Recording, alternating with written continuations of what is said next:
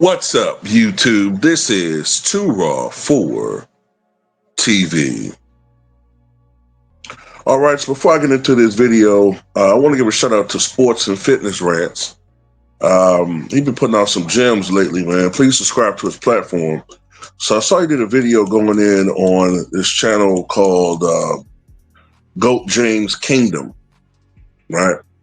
Which is one of these Lebron shrine sites, I guess, on YouTube. All the LeBron shrine channels that like to pump out fake narratives when it comes to their king. And he did a video saying that LeBron James would do to the bad boy Pistons what he did to the 2007 Pistons. First of all, I'm glad he said this because I want to put emphasis on something I talked about before. You know, because this is back when I was actually a LeBron fan, back in 2007, and I watched that series. And I was rooting for the Cavaliers because I tend to root for underdogs. And this is before everybody liked LeBron James. This is when LeBron was called the king without a ring. This is when everybody was saying Skip was praising the gospel.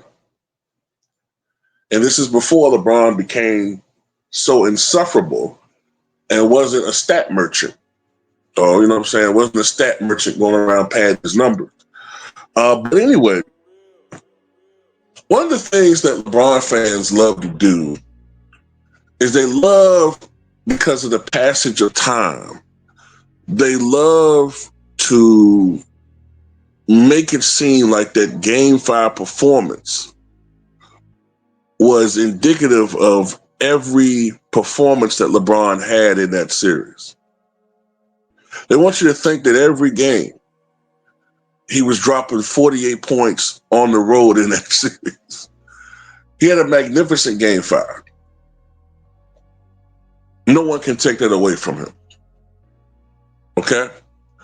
But the truth of the matter is, outside of that Game 5, in the other 5 games of that series, LeBron James averaged 21.2 points, 9.2 rebounds, 8.8 assists, 2.8 steals on just 41% shooting from the floor and 27% from downtown. So, in essence, that 2007 Pistons team was actually doing a pretty good job of shutting LeBron James down outside of that one performance. And the only reason why LeBron had that one performance is because for one night, his jump shot was falling. For one night, LeBron James had a jump shot. It was shots that were normally not going in for him were going in. Crazy jumpers, fall away jumpers, some deep threes. They were falling that night. But those same shots failed him in Game 6. The same Game 6 that I told you Daniel Booby Gibson dropped 31 points coming off the bench. That same jump shot which failed LeBron James in the 2007 NBA Finals versus the San Antonio Spurs. A series that was, when you look at the spread of the series, even though it was a sweep, was a winnable series for Cleveland. But LeBron didn't do his job, only averaging about 22 points a game on 35% shooting and or was it 6 turnovers a game? Might have been 6 turnovers a game. But anyway, 21 points a night. Now, mind you, this Pistons team was 3 years older than the Pistons team from 2004. And this Piston team was not coached by the great Larry Brown, and Ben Wallace was gone. Their defensive anchor was gone.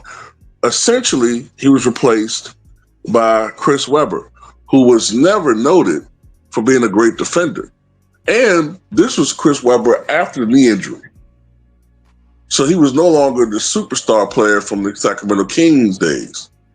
So the Pistons had Chauncey Billups. Let me see, they had 5 guys over the age of 30.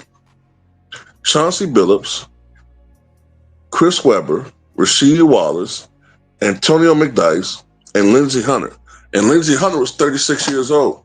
So this Pistons team, which was already a veteran team when they won the championship 3 years earlier, were now an even older team without their defensive anchor and without their head coach when they won the championship a couple years ago. Matter of fact, I think their head coach was Flip Saunders, who was a guy who coached offense a lot better than he did defense. So, no, this isn't Chuck Daly. This is not the Bad Boy Pistons. I promise you, I assure you that if LeBron James was somehow transported back in time to 1989, King Flop-a-Lot, okay, would be absolutely massacred by the Bad Boy Pistons. They would cause him probably to rage quit. This is the same LeBron James that quit against the Boston Celtics in 2010.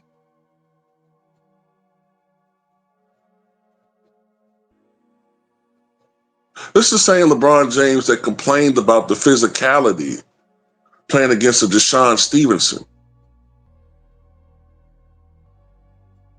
Could you imagine prime Dennis Rodman getting into this dude's head? Could you imagine John Spider Sally, you know what I'm saying, making jokes about LeBron's balding dome? Could you imagine the physicality of a Bill Laimbeer getting to this guy? Could you imagine the tenacious defense of the Bad Boy Pistons, Rick Mahorn, and all these guys? You know what I'm saying? These enforcers clobbering this motherfucker.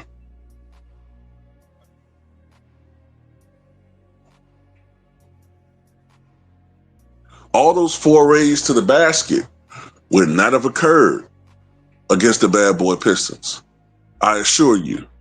Or he would not have played a very long time. He wouldn't have played 22 years back then. So they would have forced him to either improve as a jump shooter, or you're going to become more and more ineffectual, because when you're forced to become a jump shooter, as we saw in that series, you struggle. As a matter of fact, in that series, LeBron James got a lot of help from the others, whether it was a big night from Zydrunas Ilgauskas, whether it was a big double-double from Drew Gooden, putting up maybe 18 points and 14 rebounds, whether it was Mo Williams balling out for 27, Larry Hughes dropping 20. This happened commonplace in this series, whether it's Donnell Marshall bombing out for 6 or 7 threes. He got a lot of help in that Pistons series. But the media, as they tend to do, erase all of the others and make it all about him when there's success. That's what they do. So they brainwashed a bunch of YNs into thinking that LeBron's done superhuman things that he hasn't actually done. And that Pistons team, which in itself was nothing compared to the Bad Boy Pistons, wasn't even at its prime anymore. And by the way, that same Pistons team made to the conference finals the very next year, while LeBron's Cavaliers were ousted in the second round. So no, he's not going to do any of that shit they're talking about.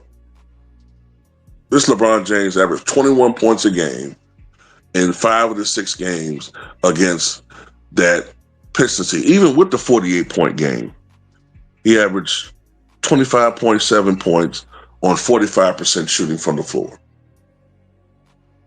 Whereas Michael Jordan, even with the Jordan rules in place, was averaging 27, 30, 31 points against the Bad Boy Pistons. Remember, as I said before, the '89 Bulls were the only team to beat the Pistons in the playoffs. Michael Jordan against Chuck Daly's Detroit Pistons was dropping 61 points, 47 points, 59 points on national television. He was going up against one of the game's premier perimeter defenders in Joe Dumars.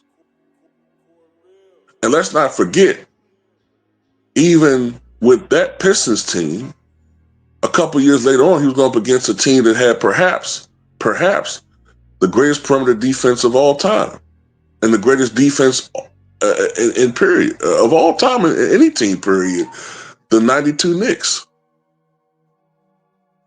People forget the 92 Knicks.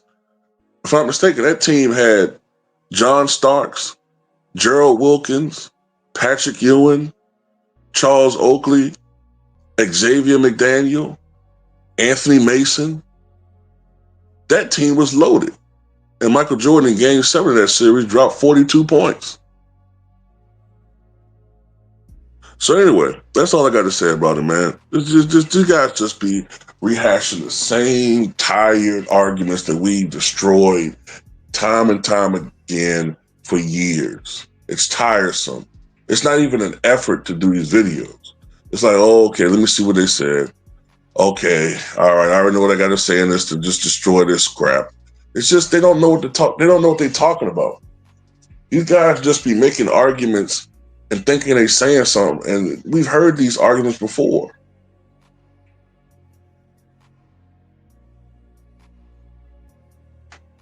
This is the same LeBron. You talking about the same LeBron James that flopped recently in a national televised game when Jason Tatum's body heat hit him.